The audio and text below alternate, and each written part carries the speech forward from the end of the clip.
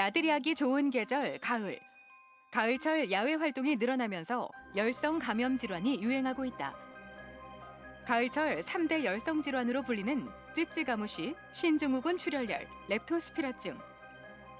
가을철엔 물림 사고의 위험성도 커지고 있다. 열성 질환이라고 한다면 이제 열이 나는 질환들을 통틀어서 열성 질환이라고 이제 합니다.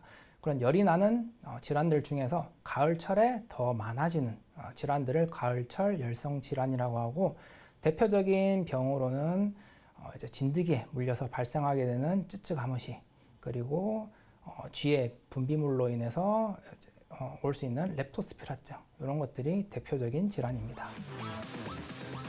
진드기나 쥐에 의해 퍼지는 열성 질환은 주로 등산, 캠핑, 텃밭 작업 등 야외 활동을 많이 하는 사람에게서 발생한다.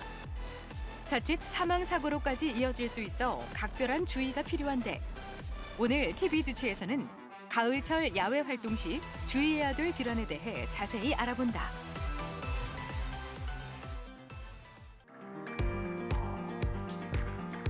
잦은 야외 활동 중에는 발열성 감염 질환에 주의해야 한다. 특히 진드기의 개체수가 활성화되면서 번식하는 가을철은 요주의 계절인데, 쯔쯔가무시로 불리는 털 진드기병은 한 해에 6천 명 이상 매년 발생할 정도로 많은 사람들이 감염되고 있다. 치사율은 낮지만 감염되면 고열, 발진 등 상당한 불편감을 호소한다. 환자분 오늘 어떻게 오셨나요?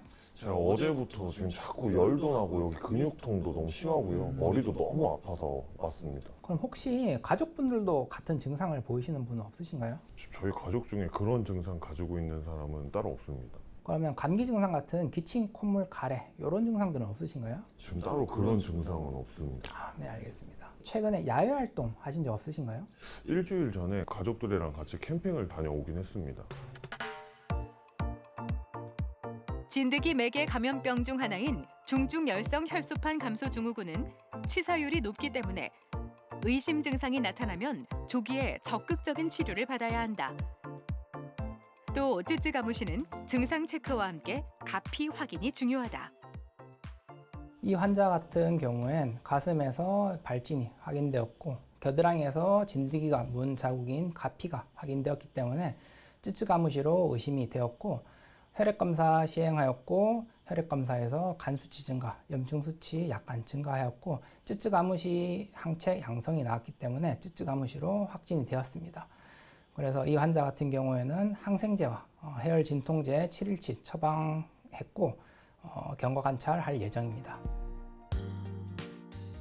진드기는 9월부터 11월까지 활동이 가장 활발하며 같은 기간 쯔쯔가무시 발병 위험도 높다. 발병 후 1, 2주 정도 지나면 발진이 점점 사그라드는데, 실제 쯔쯔가무시 환자의 경우 초기 진단을 놓치고 발진이 없는 상태로 진단되는 경우도 많다. 다행히 혈청 검사로 간단하게 진단할 수 있고 항생제 투여로 치료 효과를 얻을 수 있다. 오늘 어디가 불편하셔서 오셨나요? 이틀 전부터 열이 나고 두통이 있어서 동네 병원에서 이제 해열제 처방을 받아 먹었는데 차도가 없어서 왔습니다. 혹시 감기 증상 같은 건 없으셨나요? 네, 그런 건 없었는데요. 그러면 설사도 안 하셨나요? 네, 설사도 따로 없었습니다. 직업이 어떻게 되시나요? 지금 가족들이랑 같이 벼농사 좀 하고 있습니다. 바이러스에 감염된 동물, 보통 쥐의 배설물과 접촉해 발생하는 렙토스피라증도 대표적인 가을 감염병 중 하나다. 추수기에 많이 나타나는 질병으로 보통 열흘 정도의 잠복기를 거치지만 길게는 한 달까지 이어지기도 한다. 이번 환자 같은 경우엔 신체 검진에서 결막충혈, 그리고 림프절, 비대 등이 있었고, 환자의 직업이 농부이고 최근 비가 온 후 웅덩이에서 농사일을 하였기 때문에 렙토스피라증이 의심이 되는 상태입니다. 하지만 증상이 경하기 때문에 항생제와 해열 진통제 일주일치 처방해 드릴 예정입니다. 렙토스피라증은 동물 배설물로 오염된 물에서 작업할 경우 발생할 수 있다.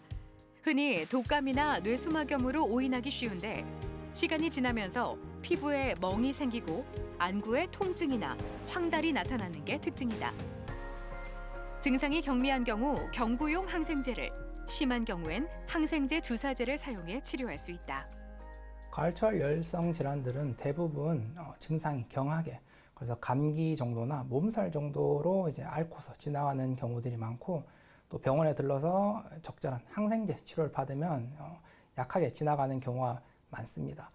하지만 일부 경우에는 입원 치료가 필요할 정도로 이제 증상이 심한 병들도 있기 때문에 가을철 야외 활동을 하실 경우에는 진드기 물림이나 쥐의 배설물로 오염된 물 웅덩이에 이제 들어가지 않도록 주의하시는 것이 중요하겠습니다.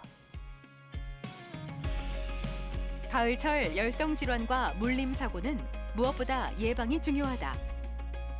진드기나 쥐의 분변에 노출되지 않기 위해 풀밭에 그냥 앉거나 눕는 것은 피하고, 야외 활동을 할 때는 기피제를 사용하는 것이 도움이 된다.